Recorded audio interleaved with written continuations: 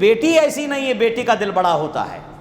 اگر اس کے بس میں ہوتا، اس کی سسرال والے اسے اجازت دیتے تو شادی کے بعد بھی وہ اپنے ماں باپ کو اپنے ساتھ رکھتی۔ اس لڑکی سے پوچھا جائے گا کہ تم نے کیا جرم کیا تھا کہ تمہارے باپ نے تمہیں زندہ دفن کر دیا؟ تم نے کیا گناہ کیا تھا کہ تمہارے باپ نے تمہیں زندہ دفن کر دیا؟ عرب سماج میں جنڈر انجسٹس تھا، جنڈر انجسٹس، جنسی عدم مساوات۔ مرد کو جینے کا حق ہے، عورت کو جینے کا حق نہیں۔ مرد کے سارے حقوق اسے ملیں گے مگر عورت کے حقوق سے نہیں ملیں گے۔ اور وہ سماج کے جہاں بیٹی پیدا ہوتے ہی اسے زندہ ہی درگور کر دیا جاتا تھا، بیٹی پیدا ہوتے ہی خود باپ اپنی بیٹی کا گلا مروڑ دیتا تھا، خود باپ اپنی بیٹی کو لے جا کر ویرانے میں گڈھا کھود کر اپنے ہاتھوں سے دفن کر دیتا تھا۔ اب اس سماج میں حضور تشریف لائے، یعنی رحمت للعالمین تشریف لائے۔ حضور تشریف لائے، رحمت للعالمین بن کر تشریف لائے۔ چنانچہ عرب کی اس نامبارک رسم و روایت کو قرآن بیان بھی فرماتا ہے۔ اللہ تعالیٰ فرماتا ہے بسم اللہ الرحمن الرحیم وَإِذَا بُشِّرَ أَحَدُهُمْ بِالْأُنثىٰ ظَلَّ وَجْهُهُ مُسْوَدًّا وَهُوَ كَظِيمٌ يَتَوَارَىٰ مِنَ الْقَوْمِ مِنْ سُوءِ مَا بُشِّرَ بِهِ أَيُمْسِكُهُ عَلَىٰ هُنٍ أَمْ يَدُسُّهُ فِي التُّرَابِ أَلَا سَاءَ مَا يَحْكُمُونَ۔ اللہ تعالیٰ ارشاد فرماتا ہے کہ عرب سماج کا حضور کی پیدائش و ولادت یعنی اعلان نبوت سے پہلے عالم یہ تھا کہ لڑکی پیدا ہوتی تھی کسی کے گھر میں اور اسے خبر دی جاتی کہ دیکھو تمہارے گھر میں بیٹی پیدا ہوئی ہے، تو اس کا چہرہ لٹک جاتا تھا، اس کا چہرہ کالا پڑ جاتا تھا اور وہ قوم سے منہ چھپانے لگتا تھا کہ لوگ کیا کہیں گے تمہارے گھر میں بیٹی پیدا ہوئی ہے، لوگ کیا کہیں گے تمہارے گھر میں بیٹی پیدا ہوئی ہے۔ تو وہ قوم سے منہ چھپاتا تھا، چہرہ کالا پڑ جاتا تھا، اس کا دل کھٹا ہو جاتا تھا کہ بیٹا نہیں پیدا ہوا، بیٹی پیدا ہوئی۔ بیٹا بعد میں ماں باپ کے ساتھ کیا کرتا ہے ہم اور آپ جانتے ہیں، لیکن بیٹی سراپا رحمت للعالمین کے صدقے میں رحمت ہی رحمت ہوتی ہے۔ اگر اس کے بس میں ہوتا، اس کی سسرال اسے اجازت دیتی تو شادی کے بعد بھی اپنے ماں باپ کو اپنے پاس رکھتی، لیکن بیٹا ایسا نہیں کرتا، شادی ہوتے ہی چھوڑ کے چلا جاتا ہے۔ بیٹا چھوڑ کر چلا جاتا ہے، وہ خود جاتا ہے یا اس کی بیوی لے کر جاتی ہے، بہرحال جو کچھ ہوتا ہے آپ جانتے ہیں، آپ سے زیادہ مجھ سے زیادہ آپ کو تجربہ ہے۔ لیکن بیٹی ایسی نہیں ہے، بیٹی کا دل بڑا ہوتا ہے۔ اگر اس کے بس میں ہوتا، اس کی سسرال والے اسے اجازت دیتے تو شادی کے بعد بھی وہ اپنے ماں باپ کو اپنے ساتھ رکھتی۔ تو یہ جذبہ بیٹی کا ہے۔ اب تو بیٹے بھی چلے جاتے ہیں ہو کر رخصت، صرف بیٹی کو ہی مہمان نہ سمجھا جائے۔ اب بیٹی کو رخصت کیا جاتا تھا، اب تو الٹا ہوا ہے، اب بیٹے کو رخصت کرنا پڑتا ہے، شادی کر کے جلدی تم نکلو، تم چلو یہاں سے۔ تو عرض یہ کرنا ہے کہ ہمارے آقا کی تشریف آوری کے بعد یہ جنڈر جو انجسٹس ہے، یہ جنسی عدم مساوات ہے، یہ ختم ہوا اور جنسی مساوات کی جڑیں، جنسی انصاف کی جڑیں مستحکم اور مضبوط ہوئیں۔ تو قرآن کریم میں اللہ تعالیٰ ارشاد فرماتا ہے جب بیٹی کی خبر کسی کو سنائی جاتی، حضور کی تشریف آوری سے پہلے عرب کے سماج میں اس کا چہرہ لٹک جاتا تھا، کالا پڑ جاتا تھا، لوگوں سے منہ چھپاتا تھا کہ کیسی بھیانک بری خبر تم نے مجھے بتائی ہے۔ تو قرآن کریم سخت وارننگ میں اسٹیٹمنٹ ارشاد فرماتا ہے ایمسکہ علی ہون ام یدسہ فی التراب، اب تو کیا تیری بیٹی کو ذلت کے ساتھ گھر میں رکھے گا یا اسے زندہ ہی زمین میں دفن کر دے گا؟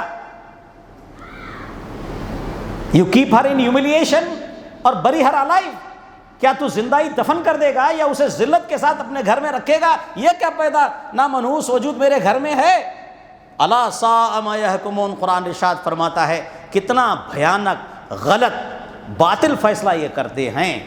تو حضور کی تشریف آوری کے بعد بیٹی کو بیٹے کی طرح جینے کا حق ملا، تو گویا رحمت ہی رحمت ہے۔ بیٹے کی طرح بیٹی کو بھی جینے کا حق ملا، بلکہ بیٹی کی شان اس قدر بلند ہو گئی، اس قدر بلند ہو گئی کہ کہیں حدیث پاک میں موجود ہے کہ اللہ تعالیٰ ارشاد فرماتا ہے باپ سے مخاطب ہو کر، جب کوئی بیٹی پیدا ہوتی ہے، جب وہ زمین پر آتی ہے تو باپ سے کہا جاتا ہے، بیٹی سے باپ سے کہا جاتا ہے کہ تمہارے گھر میں ایک رحمت و نعمت آئی ہے، تیری وجہ سے اللہ تعالیٰ تیرے باپ کی روزی میں رزق میں برکت دے گا. کچھ اس طرح کا مفہوم حدیث میں ملتا ہے. تو وہ لوگ جو زندہ ہی اپنی بیٹیوں کو دفن کر دیتے تھے، اب ان کا حساب و کتاب تو ہوگا، قیامت میں ان کا حساب و کتاب تو ہوگا. جو بیٹیوں کو زندہ ہی دفن کر دیتے تھے، تو قرآن نے اس نقشے کو بھی کھینچا ہے، اس نقشے کو بھی بیان کیا ہے کہ قیامت میں کیا ہوگا، جہاں ہر بات کا حساب ہوگا. ماضی کا، موجودہ، مستقبل، پاسٹ، پریزنٹ، فیوچر، جو کرتوت جس زمانے میں ہوئے، ان تمام کا حساب و کتاب ہوگا. تو ان تمام کا حساب و کتاب ہوگا. تو باپ نے جو بیٹی کو زندہ دفن کیا اس کا بھی حساب ہوگا. تو قرآن نے اس کا نقشہ کھینچتے ہوئے ارشاد فرمایا وَإِذِ الْمَوْعُودَةُ سُئِلَتْ بِأَيِّ ذَنبٍ قُتِلَتْ. اس دن قیامت میں اللہ تعالیٰ وہ لڑکی جو زندہ دفنائی گئی اسے قیامت میں خدا کے دربار میں بلایا جائے گا، اور اس لڑکی سے پوچھا جائے گا کہ تم نے کیا جرم کیا تھا کہ تمہارے باپ نے تمہیں زندہ دفن کر دیا؟ تم نے کیا گناہ کیا تھا کہ تمہارے باپ نے تمہیں زندہ دفن کر دیا؟ تو پھر باپ کو بلایا جائے گا، اسے حساب و کتاب لے لیا جائے گا کہ تو نے اپنی بیٹی کو زندہ کیوں دفن کیا، اسے حساب و کتاب ہوگا. تو قرآن نے، صاحب قرآن نے بڑے سخت لہجے میں، بڑی تاکید کے ساتھ بیٹی کے ساتھ حسن سلوک کرنے کی تعلیم و ترغیب دی کہ جس کے گھر میں 2 یا 3 بیٹیاں ہیں اور ان کی وہ تربیت کرتا ہے، ان کی پرورش کرتا ہے، ان کی نکاح شادی کا انتظام کرتا ہے.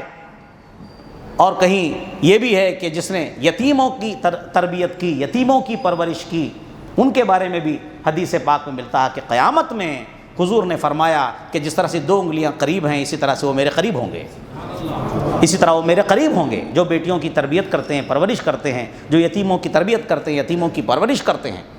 تو عرض یہ کرنا ہے کہ احترام انسانیت کے ساتھ ساتھ عورتوں کے احترام کا درس حضور کی تشریف آوری کے بعد انسانی معاشرے کو ملا، عرب سماج کو ملا، انسانیت کو ملا.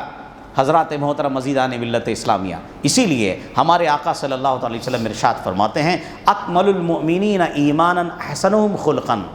ایمان والوں میں اچھا، کامل الایمان مومن مسلمان وہ ہے کہ جس کے اخلاق اچھے ہوں، جس کے اخلاق اچھے ہوں. وَخِيَارُكُمْ لِنِسَائِهِمْ كَمَا قَالَ. اور تم میں اچھا آدمی وہ ہے جو اپنی عورتوں کے ساتھ اچھا ہے، جو اپنی عورتوں کے ساتھ اچھا ہے، یعنی اپنی ماں کے ساتھ اچھا ہے، اپنی بیٹی کے ساتھ اچھا ہے، اپنی بہن کے ساتھ اچھا ہے، اپنی بہو کے ساتھ اچھا ہے، اپنی رشتہ دار عورتوں کے ساتھ اچھا ہے. جو عورتوں کے ساتھ اچھا سلوک کرتا ہے ہمارے آقا صلی اللہ علیہ وسلم نے اسے اچھا مسلمان بتایا. بس اتنا ہی کافی ہے سمجھنے کے لیے، عقل مندوں کے لیے اشارہ کافی ہے، اتنا کافی ہے سمجھنے کے لیے کہ حضور کی تشریف آوری کے بعد عورت کو جو احترام ملا. لیکن اس کے برعکس پھر بھی آپ ٹارگٹ میں آ گئے، پھر بھی کورٹ میں، عدالت میں یہ مسئلہ موضوع سخن بن گیا، موضوع بحث بن گیا. ہوا یہ کہ کہیں کسی نے کچھ غلط حرکت کی، پوری قوم، پورا معاشرہ، پوری ملت نشانے پر آ گئی. تو ہمارے آقا صلی اللہ علیہ وسلم نے تو یہ تعلیم نہیں دی ہے. ہمارے آقا صلی اللہ علیہ وسلم نے تو یہ تعلیم دی ہے کہ عورتوں کے ساتھ حسن سلوک کیا جائے، ان کے ساتھ اچھا برتاؤ کیا جائے. اللہ تبارک و تعالیٰ مجھے اور آپ تمام کو عمل کی توفیق رفیق عطا فرمائے، حضور کی سچی محبت عطا فرمائے، حضور کی عظمت پر جینے اور مر مٹنے کا جذبہ خیر عطا فرمائے، اور حضور اکرم صلی اللہ علیہ وسلم کے وسیلے سے، اپنے محبوب بندوں کے وسیلے سے اللہ تعالیٰ ہمارے ملک کو امن و سلامتی دے اور ہمیں عزت و آبرو کی زندگی، اسلامی صالح پاکیزہ زندگی عطا فرمائے.